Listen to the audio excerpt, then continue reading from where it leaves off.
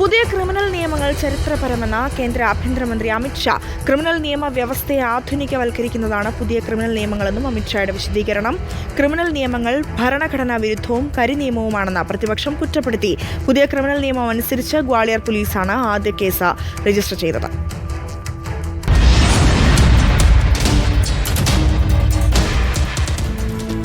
अपने राज्य की सुरक्षा के लिए अंग्रेजों ने बनाया हुआ कानून था।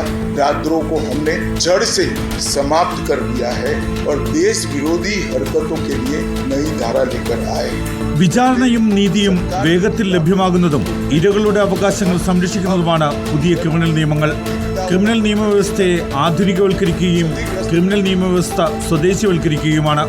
ഇംഗ്ലീഷുകാർ നിർമ്മിച്ച നിയമത്തിന് പകരം ഇന്ത്യൻ പാർലമെന്റ് നിർമ്മിച്ച നിയമം നടപ്പാവുകയാണെന്നും അമിത്ഷാ വിശദീകരിച്ചു.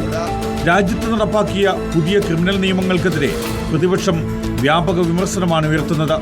ബുൾഡോസർ നിയമങ്ങൾ ഇന്ത്യ മുന്നണി അനുവദിക്കില്ലെന്നായിരുന്നു സാമൂഹിക മാധ്യമമായ എക്സിൽ മല്ലികാർജുൻ ഖർഗെയുടെ പ്രതികരണം. 146 എംപിമാരെ പാർലമെന്റ് നടപടിക്രമങ്ങളിൽ പങ്കെടുക്കുന്നതിൽ നിന്ന് സസ്പെൻഡ് ചെയ്ത ശേഷമാണ് ക്രിമിനൽ നിയമങ്ങൾ പാസാക്കിയത്. കട്ട് കോപ്പി പേസ്റ്റാണ് നിയമത്തിന്റെ 90% എന്നും കോൺഗ്രസ് അധ്യക്ഷൻ മല്ലികാർജുൻ ഖർഗെ കുറ്റപ്പെടുത്തി. പശ്ചിമബംഗാൾ ബാർ കൗൺസിലിന്റെ നേതൃത്വത്തിൽ ഇന്ന് സംസ്ഥാനത്ത് പ്രതിഷേധ ദിനം ആചരിക്കുകയാണ്. ഭാരതീയ ന്യായ സംഹിത അനുസരിച്ച് മധ്യപ്രദേശിലെ ഗ്വാളിയറിൽ രാജ്യത്തെ ആദ്യ കേസ് രജിസ്റ്റർ ചെയ്തു.